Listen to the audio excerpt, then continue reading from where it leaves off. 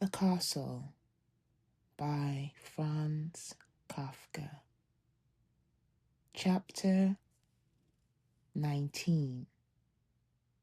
I am your narrator. Only now did Kay notice how quiet it had become in the corridor.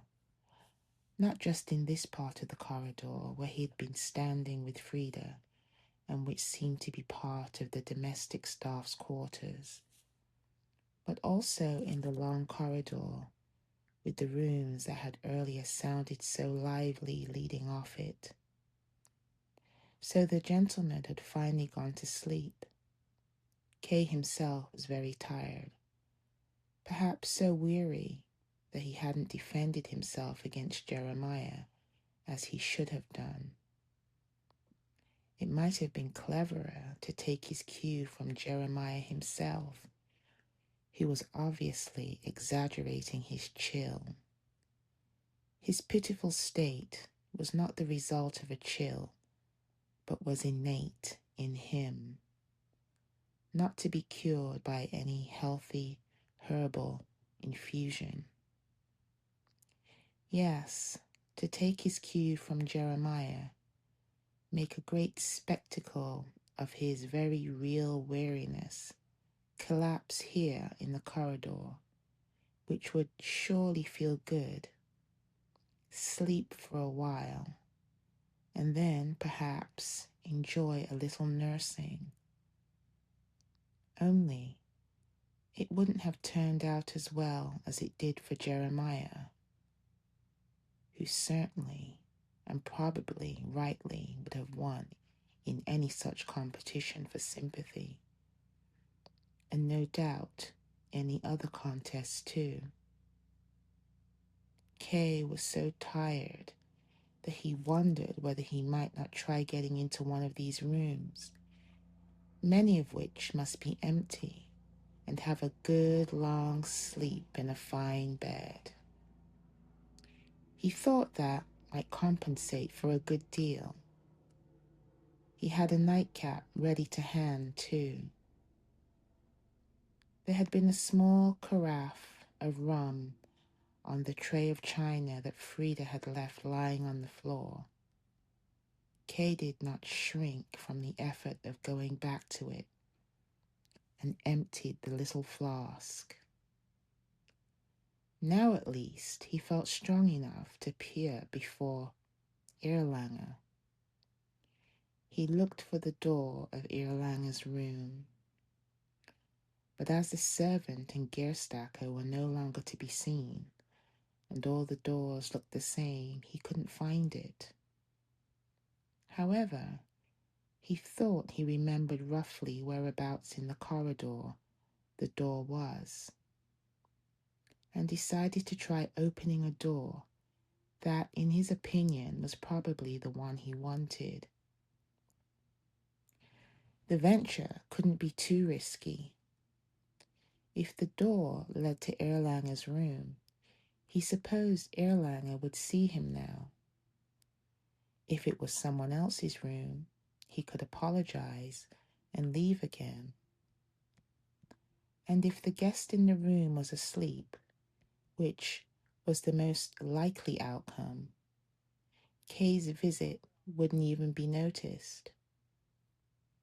It could be unfortunate only if the room was empty, for then Kay would hardly be able to resist the temptation of lying down on the bed and getting some sleep at last. He looked to right and left down the corridor again to see whether, after all, anyone was coming who could give him information and make his daring venture unnecessary. But the long corridor was quiet and empty. Then Kay listened at the door, but again there was no noise. He knocked so softly that the sound could not have woken anyone sleeping inside. And when still nothing happened, he very cautiously opened the door. However, a slight scream came to his ears. It was a small room, more than half filled by a broad bed. The electric light on the bedside table was on, and there was a small traveling bag beside it. In the bed, but entirely hidden under the covers, someone moved uneasily and whispered through a gap between the blanket and the sheet. "Who's there?" Kay couldn't simply leave again now, and he looked unhappily at the handsome but occupied bed, then remembered the question and gave his name. This seemed to make a good impression. The man in the bed drew the blanket back from his face a little way, but in alarm, ready to disappear again if anything was wrong out there. But then, making up his mind, he turned the blanket right back and sat upright. He certainly wasn't Erlanger. He was a small gentleman, evidently in good health, whose features didn't quite fit with each other by virtue of the fact that the cheeks were childishly plump and the eyes childishly merry, but the high forehead, the sharp nose, the narrow mouth with lips that would hardly stay closed, and the almost receding chin were not childish at all, but indicated a capacity for deep thought. It was probably his self-satisfaction with that which had helped him to preserve a pronounced streak of healthy childishness. "Do you know Friedrich?" he asked. Kay said he did not. "But he knows you," said the gentleman, smiling. Kay nodded. There were plenty of people who knew him. In fact, it was one of the chief obstacles in his path. "I'm his secretary," said the gentleman, "and my name is Bürgel." "I'm sorry," said Kay, reaching for the door handle. "I'm afraid I mixed your door up with another one. I was summoned to see Secretary Erlanger."